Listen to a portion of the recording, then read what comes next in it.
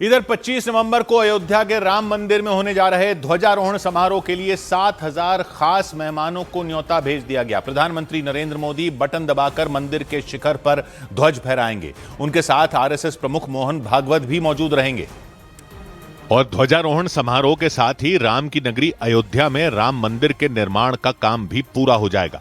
राम मंदिर के 161 फीट ऊंचे शिखर पर 42 फीट ऊंचा खंबा बनाया गया है। इसी खंबे पर केसरिया ध्वजा फहराई जाएगी। 22 फुट लंबे और 11 फुट चौड़ी जो पताका है वो फहराई जाएगी, जो कि 3 किलोमीटर की दूरी से भी दिखाई देगी। यानी 3 किलोमीटर के इलाके में किसी भी दिशा से राम मंदिर की इस ध्वजा को देखा जा सकेगा।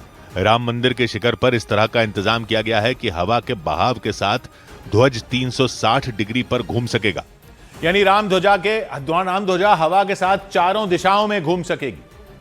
श्री राम जन्मभूमि तीर्थ क्षेत्र ट्रस्ट के मुताबिक राम मंदिर के शिखर पर फहराया जाने वाला ध्वज कई मायनों में बेहद खास है, क्योंकि इस ध्वज को खास तरह के नायलॉन पैराशूट फैब्रिक से तैयार किया गया, जो धूप, बारिश और तेज हवा से पूरी तरह सुरक्षित रहेगा। इसमें नमी और तापमान का असर कम करने के लिए डबल कोटेड सिंथेटिक परत बनाई गई। राम ध्वज पर सूर्यवंश, ओम और कोविदार वृक्ष के चिन्ह बना दिए गए। गुजरात के अहमदाबाद के कारीगरों ने इस 22 फीट लंबे और 11 फीट चौड़े ध्वज को तैयार किया। और ट्रस्ट के मुताबिक ध्वज फहराने के लिए राम मंदिर में ऑटोमेटिक फ्लैग होइस्टिंग सिस्टम लगाया गया, जिससे भविष्य में ध्वज को बदलने के लिए किसी को शिखर के ऊपर नहीं जाना होगा।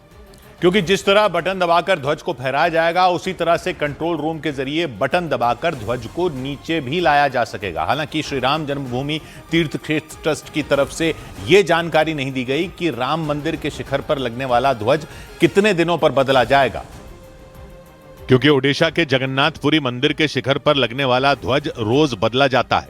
अयोध्या में 25 नवंबर को होने वाले ध्वजारोहण कार्यक्रम के लिए तैयारियां पूरी कर ली गईं। 25 नवंबर को पूजा पाठ के बाद दोपहर 12 बजे से 12:30 बजे के बीच पीएम मंदिर के शिखर पर ध्वज फहराएंगे। सुबह 11 बजे से 1:30 बजे के बीच पूरे अनुष्ठान संपन्न होंगे, लेकिन सबसे पवित्र समय यानी कि जो श्रेष्ठ 30 मिनट का मुहूर्त होगा वो दोपहर 12 बजे से 12:30 बजे तक निर्धारित किया गया है। अयोध्या के संतों ने ध्वजारोहण के लिए निर्धारित समय को बेहद शुभ बताया। कोई नक्षत्र मिले न मिले, अगर अभिजीत मुहूर्त मिल रहा है तो वह अपने आप में पूर्ण मुहूर्त होता है। ध्वजारोहण समारोह के लिए पूरे अयोध्या में उत्सव जैसा माहौल नजर आया और तैयारियां ठीक उसी तरह की गईं जिस तरह पिछले साल रामलला की प्राण प्रतिष्ठा के लिए की गई थी। प्रशासन के मुताबिक अयोध्या में ध्वजारोहण समारोह के दौरान खास मेहमानों के आने का सिलसिला 24 नवंबर से ही शुरू हो जाएगा। हालांकि कुछ श्रद्धालु तो करीब हफ्ते भर पहले से ही अयोध्या में समारोह के लिए डेरा डाल चुके हैं। कर्नाटक से अयोध्या पहुंचे श्रद्धालुओं ने ध्वजारोहण समारोह को लेकर खुशी जताई। बहुत ही अच्छा लग रहा है। जो हम लोग 20-30 साल पहले जो सिर्फ सुन ही रहे थे, आज हम लोग दर्शन भी कर रहे हैं। महाराष्ट्र से अयोध्या पहुंची एक महिला ने बताया कि उसने जब रामलला के दर्शन किए और मंदिर की भव्यता देखी तो उनके आंखों से आंसू आ गए। आंखों में आंसू आते वो मंदिर का सब देख के। मंदिर ट्रस्ट ने बताया कि ध्वजारोहण समारोह के लिए जन्मभूमि मंदिर परिसर के सभी मंदिरों में पूजा पाठ 21 नवंबर से ही शुरू हो जाएगा। यानी ध्वजारोहण समारोह भले ही 25 नवंबर को दोपहर 12 बजे होगा, लेकिन उसके लिए मंत्रोच्चार और पूजा पाठ 4 दिन पहले ही शुरू हो जाएगा। पूजा पाठ के लिए आने वाले सभी यजमान 21 नवंबर से 25 नवंबर तक श्री राम मंदिर परिसर या ट्रस्ट की तरफ से तय की गई जगहों पर रहेंगे। और बाहर से अयोध्या पहुंचने वाले मेहमानों के लिए कार सेवकपुरम और तीर्थ क्षेत्रपुरम में भव्य टेंट सिटी तैयार कर दी गई। यहाँ प्रभु श्री राम के मंदिर पर ध्वज पताका लहराएगी और इसको देखने के लिए तमाम मेहमान आ रहे हैं, और इसीलिए ये उनके ठहरने के लिए टेंट सिटी का निर्माण किया जा रहा है। श्री राम जन्मभूमि तीर्थ क्षेत्र ट्रस्ट ने टेंट सिटी का नाम राम, लक्ष्मण, भरत और शत्रुघ्न के नाम से रखा, ताकि अयोध्या पहुंचने वाले मेहमानों को पौराणिकता और भव्यता का एहसास हो सके। टेंट सिटी में एक साथ करीब 4000 मेहमानों के ठहरने की व्यवस्था की गई और वहीं पर उनके खाने पीने का भी इंतजाम कर दिया गया। मंदिर ट्रस्ट ने बताया कि ध्वजारोहण समारोह के लिए 7,000 खास मेहमानों को निमंत्रण भेज दिया गया, जो 25 नवंबर को यानी ध्वजारोहण समारोह वाले दिन अयोध्या पहुंचेंगे।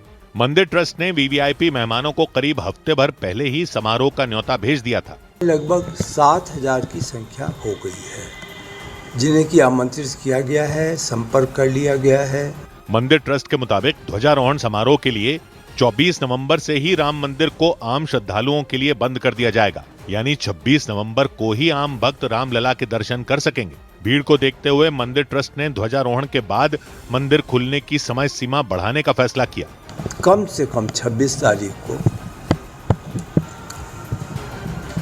15-16 घंटे या उससे भी अधिक मंदिर खुला रहे। ऐसा इसलिए किया गया ताकि अयोध्या पहुंचे सभी श्रद्धालु रामलला के दर्शन कर सकें और उन्हें किसी तरह की परेशानी का सामना न करना पड़े। अयोध्या में होने वाले ध्वजारोहण समारोह के लिए पुलिस प्रशासन ने भी कमर कस ली और पूरी अयोध्या को किसी पुलिस छावनी में तब्दील कर दिया गया। ध्वजारोहण समारोह के लिए कड़े सुरक्षा नियम बना दिए गए।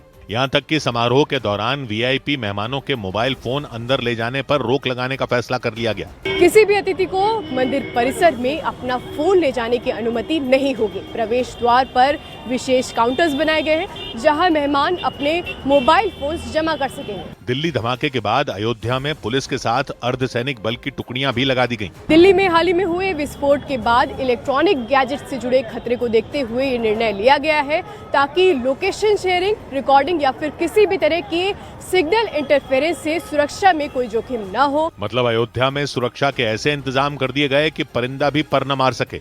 और सुरक्षा सिर्फ अयोध्या में राम मंदिर परिसर या फिर दूसरे मंदिरों तक ही नहीं की गई, बल्कि अयोध्या के साथ लगने वाले दूसरे जिलों की सीमाओं पर भी पहरा बढ़ा दिया गया। अयोध्या के एयरपोर्ट पर भी सुरक्षा के तगड़े इंतजाम कर दिए गए, क्योंकि 25 नवंबर को देश भर से करीब 7,000 वीआईपी मेहमान राम की नगरी पहुंचेंगे।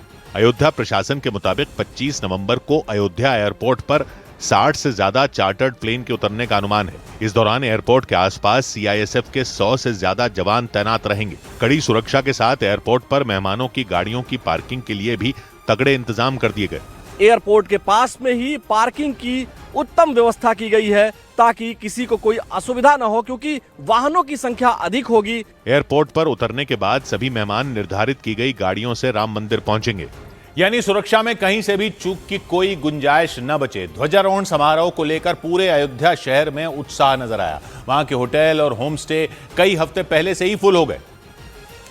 यानी पिछले साल हुए प्राण प्रतिष्ठा समारोह की तरह इस साल ध्वजारोहण समारोह ने अयोध्या के होटल और पर्यटन कारोबार को नई ऊर्जा दे दी। चलिए ये 24, 25 और 26 ये 3 दिन के लिए तो हमारे यहाँ रूम सोल्ड आउट। जब से प्रोग्राम अनाउंस हुआ उसके कुछ हफ्तों के अंदर ही इंक्वायरीज आना शुरू हो गई हैं और रूम्स लगभग सोल्ड आउट हो चुके हैं। होटल कारोबारियों ने बताया कि पिछले साल जनवरी में हुए रामलला के प्राण प्रतिष्ठा कार्यक्रम की वजह से उनके कारोबार को काफी फायदा मिला था। होटल कारोबारियों के मुताबिक इस भव्य समारोह से न सिर्फ उनको बल्कि रेस्टोरेंट कारोबारियों को, टैक्सी सर्विस वालों के साथ साथ दुकानदारों और फूल प्रसाद बेचने वालों को भी फायदा होगा।